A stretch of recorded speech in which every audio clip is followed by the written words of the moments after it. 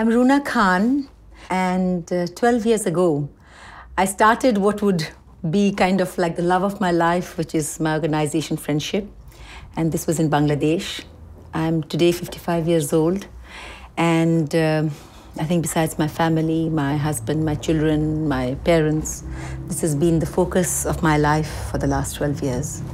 When you are in a life in which you are living in a bubble, and then suddenly the bubble breaks around you, and you see exposed around you this melee of 160 million people, and you see for the first time in your life, you not only see, but you start realizing for the first time in your life that these people have as much right to the country as you and I have.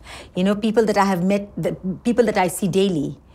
You realize that they are going without meals, sometimes for days on end. You see that children are being brought up without having a hope for the future.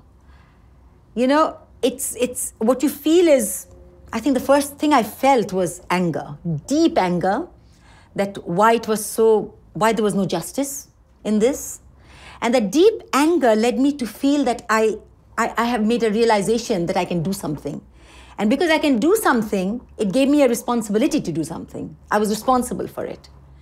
And I think it is out of that anger and realization that I created Friendship, my organization in Bangladesh.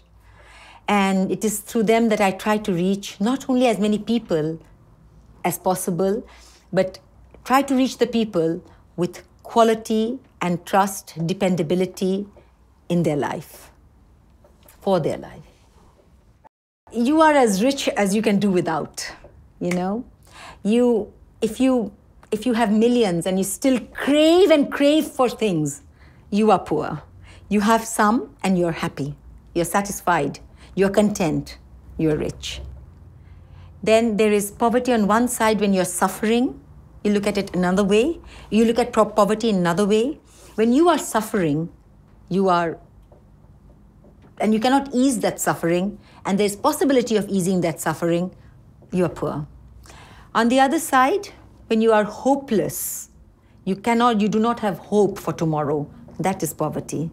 It's not always food in your stomach. It's not always that you don't have enough. It's not always material things. It is your inner cravings or your inner needs which create the poverty. I want to see a world where there is no questions of a woman's right. The question doesn't exist. Men have their right, women have their right.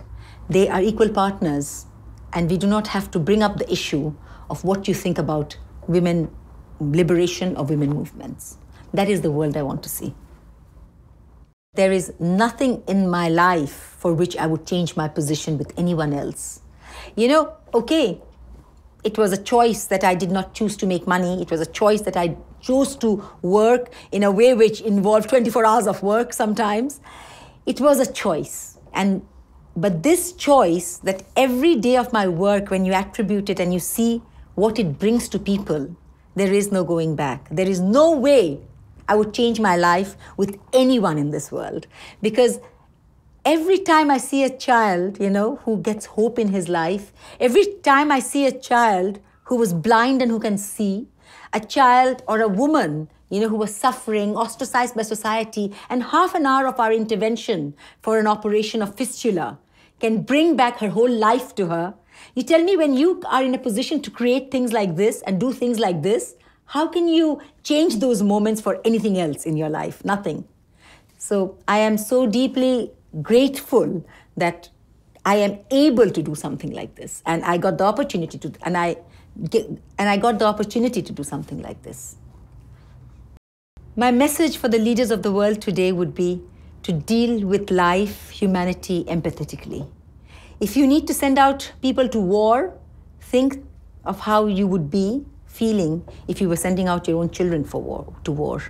If you were going to stop healthcare systems, think of what would happen if your own child was needing that healthcare and was not getting access to it or to education. Love them and think empathetically.